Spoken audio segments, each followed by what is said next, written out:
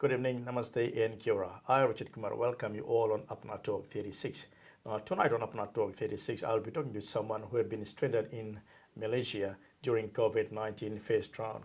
Now, as you know that during first round of COVID-19, we had to go to level 4. And during level 4, there were a lot of restrictions placed in New Zealand and overseas abroad. Now, a lot of people who came here to New Zealand to visit, they got stranded here, they could not leave. And a lot of our own people from New Zealand who went away overseas, they got stranded and they could not come back home. And on that topic tonight, I've got a privilege to have Pam Louis, and she's a Malaysian. She's been living here in New Zealand for quite some time. And in February 2020, she went overseas to Malaysia to bring her dad, to look after her dad who was sick and bring him back home. And when she was there, COVID-19 struck and she got stranded, and she's been stuck there for like some last 5 months. So Pam, I welcome you on Apna Television. Thank you very much, Richard. Now Pam, first of all, can you tell me, like in New Zealand, what sort of work you do? I'm actually an interior designer by profession. I have my own renovations and interiors company here, and I'm also an agent for a kitchen company too. Okay, Pam. So like you went away to Malaysia during February, right? Yes. Now, when you went away, everything was all okay, and you went to see your dad. Am I right? That's right. Well, actually, my parents actually have been in New Zealand for some time. Okay. They've been here for about 12 years. I myself have been here for about 22 years now. And they go back regularly to Malaysia for holiday. We have a family home still there. So when he was there, he had an accident and I went home to look after him. It was a very short notice, and at the back of my head, I knew this COVID thing was happening, but I didn't think it would be as serious as it was. I thought it might have been like the SARS epidemic, which my parents had been through before, so I didn't think too much of it until it escalated quite quickly. Yeah. So when you were in Malaysia, right? Yes. Now then you heard that this pandemic was really, really bad. It got really serious, and then around the world, a lot of countries had to put restrictions on, and even us in New Zealand, now the New Zealand government had to put the restrictions on. People couldn't come in, people couldn't leave. So what was going through your mind when this happened, and while you were away from home? I was actually quite worried about my family here because my daughter, she just turned 12, and my husband were here, and he pretty much had to play single dad very quickly, and my daughter had to grow up very quickly, very fast. She had to manage her own time, and so that was at the back of my mind that that she'd be all right. So luckily my husband was quite good with the COVID sort of protocols for lockdown in New Zealand. I didn't have to worry on that side of things.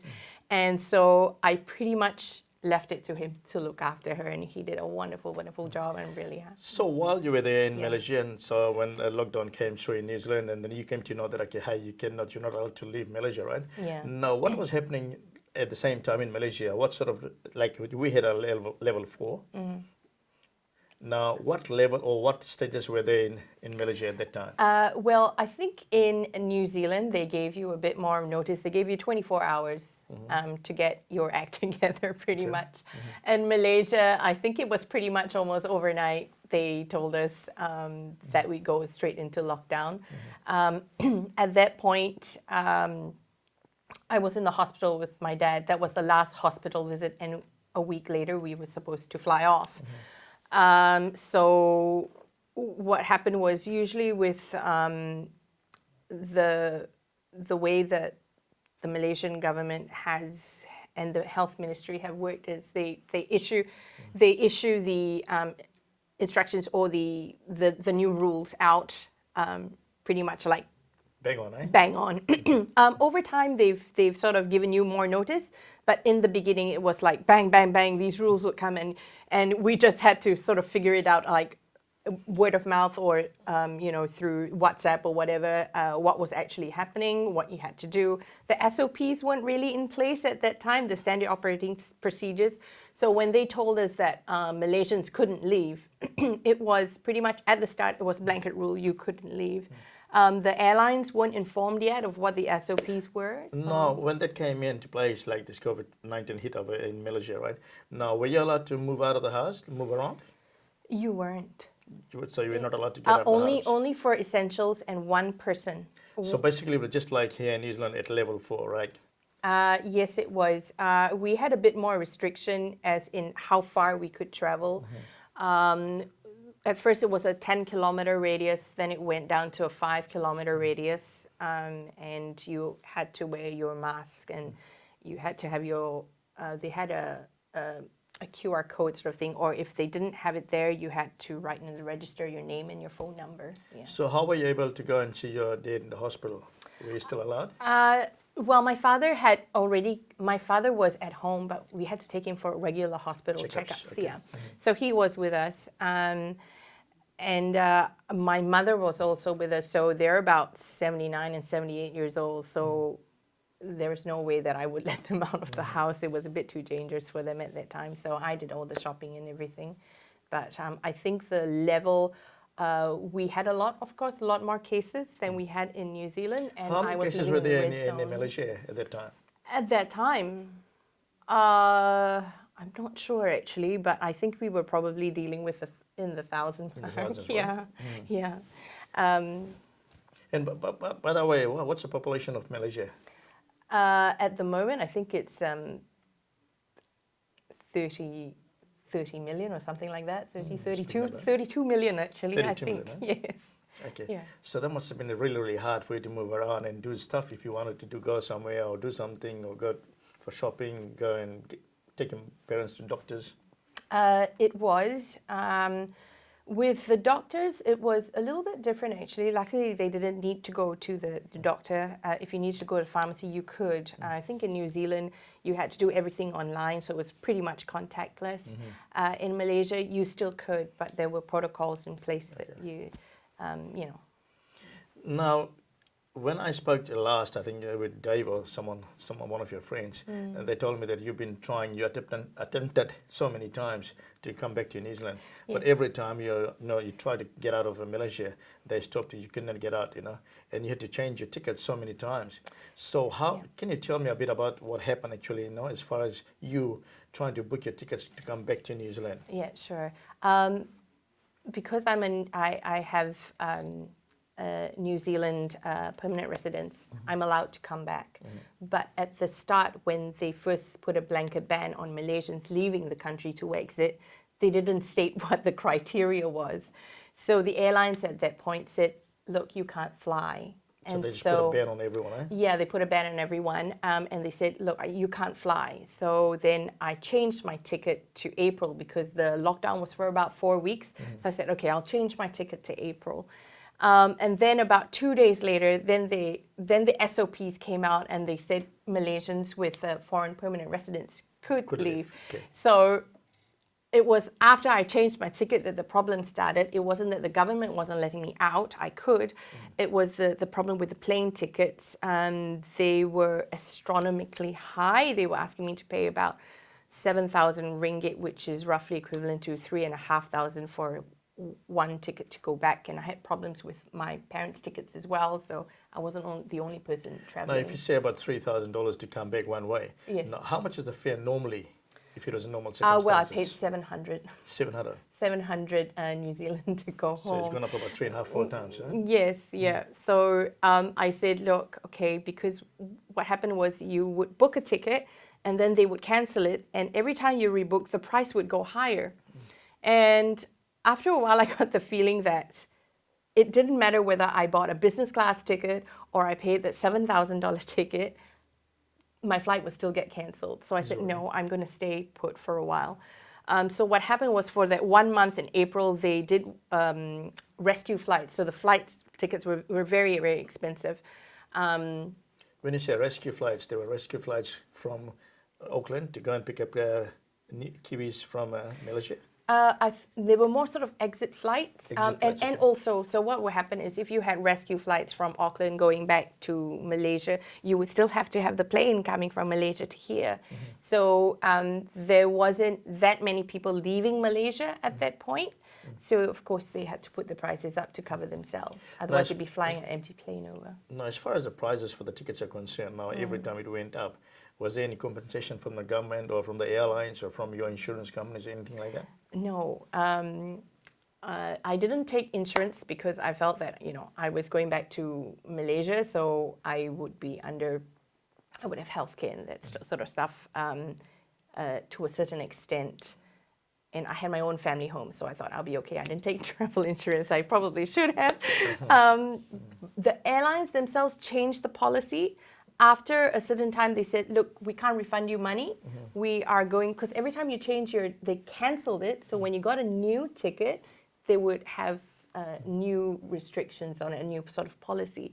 So you couldn't get your refund. They would give you a credit back. So meaning to say, like, you could travel Then when the price in goes June. up, and then you just pay the balance up again. Am I right? Top up? Yes, Okay. yes. So you had to pay the top up. Yeah. So in those sort of circumstances, you suggest to our viewers that if they're traveling, if they're going overseas, it's worth getting insurance? It is worth getting insurance, but at this stage, you need to check whether they're going to cover you for the COVID thing. Is that right? Huh? Yeah, so I'm not sure on that side of things with the insurance. So eventually, you did manage to book a flight back to Auckland, am I right? Yes, I did. I managed to get a flight that held because because I helped some stranded Malaysians from Auckland to fly back under the New Zealand Malaysia Business Association. We had a reach out campaign. So that exercise of flying them back sort of gave me experience on what to ask the airlines. So I would say, okay, look, what they would do is they would give you like a 5 blanket date and say in the month of August. And then they would cancel the tickets and say, look, we've only got 2 of these dates left. And so then they would have to rebook. So they got everyone booking those dates and they just sort of clumped everyone onto those 2 dates then, yeah. So what I would ask them, which flight has the fullest capacity? Like, which ones are the ones that people are booking on now? So I'd ask them, what's the loading capacity like? Because I knew for economy class, it would be maybe about 230 people. And then they say, oh, okay, maybe it's only about 50 full, or this one's filling up. And then I pick it that way. But I would wait. I would wait for a while. Because after they put those blanket 4 or 5 dates for that month, then I knew they were going to cancel. So I wait for them to cancel first. Now, every time they had 5, 6 booking dates, right? And then every time they reduced the numbers to 2 or 3. Yes. How desperate were you to come back to New Zealand, and what was going through your minds at that time? I was quite desperate to come back at that time because I haven't seen my daughter for a long time, and there's only so much time you can be away from work.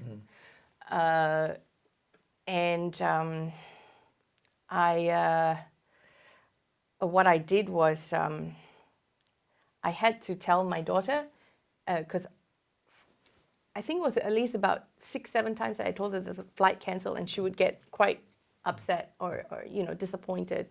And to the point that I said, look, I've got a ticket, but I'm not sure whether I'm coming back yet, but maybe. And so I had a ticket in July to come back on the 4th. Then they changed it to the 8th. When they start rescheduling and not canceling, then I know that flight's going to hold. So I wasn't so worried by that time in July. But So it took you from February to July before you were allowed to come, before you managed to book a flight actually, back? it was more March, middle of March. Middle of March to July that took me that time to come home. It took extra long as well because the Malaysia Airlines, who I had my ticket with, they closed, they grounded all the international flights for May and June. So was there any help or support from the New Zealand High Commission in Malaysia? I didn't go through that because I was getting assistance from the government here already because I'm a self-employed contractor, so I'm eligible for the wage subsidy. So I had the wage subsidy kick in, and that was a lifesaver. I did still have some of my own work still going, thankfully. I had clients who were very supportive because obviously I had to work remotely, which was very hard. But I managed to see it through. If it wasn't for the wage subsidies, and me not having a family home over there, I think I'd be in very, very big trouble by now. Yeah. So eventually, when you did manage to book a flight in, Yes. right? So when you landed over here in New Zealand, and can you tell us what you went through over here? What were the scenarios at the Auckland airport? You know, obviously when you landed here, you had no idea, no clue what's going to happen here. Yeah, yeah. Well, on the plane itself, we were quite prepared because we didn't know what to expect on this side. So we had our masks and we had a visor on. And because I was traveling with my mom, who is quite elderly, she's still quite capable though. You know, I had loaded up with hand sand and everything. But when we got out of the plane, we were actually guided quite a lot, so it was good. We weren't grouped anywhere too close. Everyone did their own social So how distancing. many people came in the flight from Malaysia to Auckland? Ooh, good question. Just up. I think about 130 or around there. 100, or probably more, about the 100 So mark. what was the first thing you've done? Did you still have to go through the immigration? There was, yes, you had to do the immigrations and the whole customs thing, but there was an extra checkpoint at the front. Before you got to immigration, they would ask you the health checkpoint. Yeah, they ask you the questions about your COVID symptoms, if you had any. They take your temperature, and I think at every step of the way, at the point in the airport, I couldn't fault anything there. It was quite, security was quite tight in that way, where it wasn't lax at all. So what was like you know how at the level 4 they had a distance, right? 2 meter, 3 meter distance. 2 meter. 2 meter, yes. So did you still have to follow the guidelines? Yes. So what happened when you're taken in a bus? In the bus itself, we had spacing. Like you had to stay in your own sort of bubble. They didn't pack you in the bus, which was good. We were worried about the bus actually, but yeah, we had our own. We were at least 1.5 meters away from the next person. We all were wearing our masks and stuff, and then we were taken to Stanford Hotel, and when we got there as well, it was actually quite strict. There was a strong army presence there. The Air Force guys were there. And we didn't have to touch our luggage at all. They did everything for us. So even at the airport site, when they loaded us when we got into the bus, it wasn't so much of loading us into the bus. We would go one by one because it took so much time for them to go through your bags at custom. It wasn't like 10 people waiting up there. Were you getting angry at times? No, well, you have to go through all this, you know? No, I wasn't. I think we already were prepared. I think also because our time in Malaysia had prepared us. Gave you the enough time queues, to, the queues so you and felt everything. resistance to it, eh? Yeah. It was. No, if I'm not wrong, like there's more than one types of isolation, right, in New Zealand? Yes. So can you just briefly tell me I was about... actually in both. I first went to the Stanford, which they class as a managed isolation facility. That's number 1, right? That's your number 1. Actually, that's sort of like number 2 level. The one that's the higher one was the quarantine facility. I was moved to that, to the Jet Park one, the Jet Park Airport Hotel, a week later. And what was the reason for that? The reason being is I have a long-term sinus issue, and they were just playing it safe. So the nurses, as a rule, everyone had a health check every morning. The nurses would come by, and they would ask you the same thing: are you having these symptoms and everything? And I said, look, yeah, I do have a congested nose. I've got a bit of postnasal drip. That's from my sinus in the morning. So when you're in isolation, when you're in a room, like Yeah. in a hotel, now were the nurses allowed in there every morning? No, then no one's allowed to step in your room at all. At all? Yeah. So it's only just, if in your case, it was only just you and your mom? Yeah, just me and my mom in my room. So she was in my bubble. So then the nurses then would report to the doctors, and then the doctor will clear, okay, all right. So how would you deal with the nurses? Over the phone? No. Yeah, sometimes over the phone if they want to, once they've already checked you up, and then a couple of hours later or the next day they need to tell you some information, they'll just call you and tell you. Yeah, and that's pretty much how the hotel sort of communicated with us too. Now, if someone was not feeling well, will the doctors allow it in there? In your room? I don't know actually, because I wasn't in that sort of situation. I do know that even when the nurses were there, we had to be masked up before we opened that door. So they were like mask on. The nurses would have their own mask and their own PPE suits, and you had to keep that sort of distance when you're talking to So them. you were not allowed to get out of your room at all? Not at No, all? no, and you couldn't sort of walk down the corridor because they stationed people at the end of the corridor. They were sitting there like the whole day. Now, what about the windows? You could open your windows and stuff like that? Of course. No, not for fresh air because the Stanford Hotel didn't have openable windows. Okay. At Jet Park, you I've been could. told that some hotels, the windows had to be shut because they had to use the air conditioner all the time, 24/7. Am I right? The Jet Park one, no, we had our own air conditioning unit, which was good because then you're not having filtered air from other people. The Stanford one, I'm not sure how it ran, but you could control the temperature yourself. So I would reckon that it's reticulated individually. So as Yeah. far as food is concerned, how are you getting the food was delivered to your room? Did you have to open your door to receive the food, or they just leave it there and then once Well, they're gone, then you open the door, just like you've been in jail? it's something like that. Yeah, they put it in a paper bag. They leave it on Just the like we see in the floor. movies, right? Yeah, yeah. They give you a really loud knock, Okay. and then So was there a fixed time for your food? In the morning, lunchtime, and in the evening?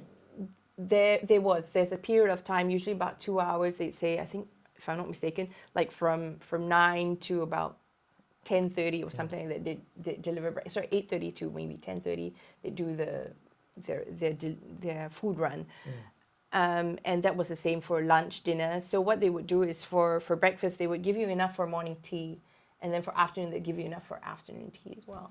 Okay. Yeah. Now, like for breakfast and lunch and dinner, like do you have to choose what you want, or they just give you and you just take whatever they give you? No, actually, I was very, very surprised. We were so well taken care of. They actually gave us a menu, and you had about a few choices for lunch, dinner. Breakfast was everyone had the blanket breakfast, which was the same, but you could choose between, I think, 2 choices for lunch and dinner, and that was the same at both the hotels. Yeah, and everything sort of came in disposable products. So how Packaging. long were you in the isolation for? Your usual 2 40 weeks. 40 2 days, weeks. am I right? Yeah, 14 days. So in the 14 days, were you tested every day? No, you have the health check every day. On the 3rd day, the maximum 3rd day, you have to take the test. So by the 3rd day they'll say you'll have a test. And then on the 12th or 13th day before you leave, I think it's the 12th day before you leave, you have another test. But because I was sent to Jet Park, I had another test, so I had 3. They just needed to be sure that I was clear. Now, since you've been out of isolation, Yeah. have you had to do any other checkups after that? No. Just to maintain that you're still clear? No, unless I'm showing symptoms. They've pretty much haven't. We have had one follow-up call from the Ministry of Health to just say, hi, is everything sort of okay? That was for my mother. And I think once they give you the all clear, because I call the Ministry of Health myself, they have a number at Jet Park, you can call them. And I said, look, I just want to be absolutely sure that I'm not asymptomatic either, because I have to go back to my family. I've got a young daughter. And they said, no, you're fine. You've done all your tests. You can go straight back into the community, into work. Because I was afraid that, okay, I've come out of the quarantine facility now. Do I have to quarantine at home again for another 2 weeks before I come out? And they said, no, just go about your daily life. So I did. Yeah. So what was some of those difficult things which you had to accept, which you were not happy with, but you had to accept it? I think the hardest thing was not being, well, you were allowed out, but because I was just extra cautious, we didn't go out of our room at all. I think it's very important that that you have some sunlight coming through. At Stanford, where we stayed at the back of the hotel. So even though it was a sunny day, you couldn't get any light in. And by the 4th day, it can get quite sort of depressing on the mood. And the lights were quite dim. When we got to Jet Park, even though the room was not as 5-star, we actually felt a lot better there, because the window, we we got sunlight coming through it, and the lights were nice and bright, and that I think helped a lot. And Netflix, yeah. No, being in that small room, right? You can't go, you can't open the windows, you can't do anything. How difficult was it for you to deal with day-to-day basis? What were you doing there to kill your time? Okay. For my mother and myself, when we were in Malaysia, we were in lockdown for a long time. So for us, dealing with it being in the room, not going out, wasn't so much of an issue. Although I can understand for some people, it will be really, really hard if you're used to being outdoors all the time. Because by the fourth day, not having enough sunlight there, I myself was kind of feeling irritated. But New Zealand allows you to go out and have a walk. We did, when we were in the Stanford, we did, with the social distancing, everything, we did have that one walk. So it was only one time that we went out, and I think we coped fairly well. And the other times I was actually, I had work to do because they knew I was already coming back. And so I was preparing for the work as I came out. My mom was doing a lot of reading on the phone, WhatsApp, Netflix, yeah. No, one more last question before, normally when you go to, in and out. Yes. Now, in this instance, were the doors locked, or were you able to still open it, but you're not allowed to open? You could actually open them. If somebody wanted to sneak out, you could, but because they've got extra, what's the word? Like the Stanford, if you want to sneak out, somebody would see you because they've stationed people right at the end there, right? So they can see where you're going. At Jet Park, we didn't have those people stationed out there, but what they did was they didn't give you the key to the room. So that means if you were wearing a red band and you hadn't been tested yet, you couldn't leave the room. If you did, you'd be locked out, and they'd find out. Once they tested you and you were negative, then they changed it to a blue band, and then they said you're free to move about, but keep your social distancing. With the red band, they could still take you out, but you had to call down, and somebody will accompany you out. So the same rules are applied now, am I right? Yes. In lockdown. Yeah. In lockdown, yeah. Now, Pam, thank you very much. We are coming to the end of the segment, right? Apna Talk 36. What is one of those good things or one good message you want to give out to our viewers and our listeners who are watching us, who may be going through lockdown or maybe going through this scenario now, especially when we have coming down to maybe level 4 again. We're in level 3 now, lockdown. So there's lots of cases, about 40, 48 plus. So we may be going to level 4. So what is one of those best advices you want to give it? I think still be kind and compassionate, as Jacinda Ardern says, but also keep up your hygiene, wear your mask. That helps quite a bit. I've had to look after elderly parents, so it really does help taking them out and about, mask and your hand sanitizer. Thank you very much, Pam. I really appreciate your time. It's a wonderful knowledge you've given us, what you've been through in that 4 months while you're stranded in Malaysia. Now, viewers, this is the end of Apna Talk 36. Now, I was talking to Pam Louis, and during level 4 at a first round of COVID-19, she got stranded in Malaysia for 4 to 5 months, and she finally managed to come out of Malaysia and go into isolation in Auckland, and then finally, after 14 days, she was allowed back home. Now, before I leave, I will leave you some photos and videos maybe, what Pam has given us, and what she's been through in Malaysia and in isolation in Auckland. So once again, thank you very much for your time. And I, Richard Kumar, thank you very much for watching Apna Talk 36, and I shall see you tomorrow. Thank you.